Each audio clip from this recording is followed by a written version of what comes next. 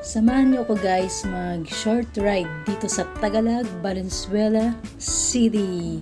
So ayun, mag-rides tayo dito lang malapit sa amin. Pag ako'y nababagot sa bahay, talagang pumupunta ako dito para magpahangin-hangin. So napakaganda ng lugar.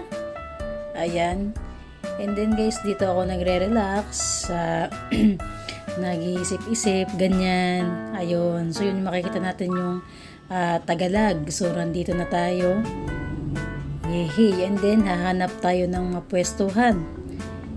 And after po nyan, umiikot ako nyan.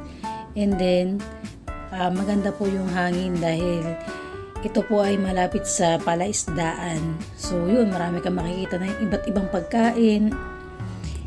And then bili muna tayo ng ating maiinom.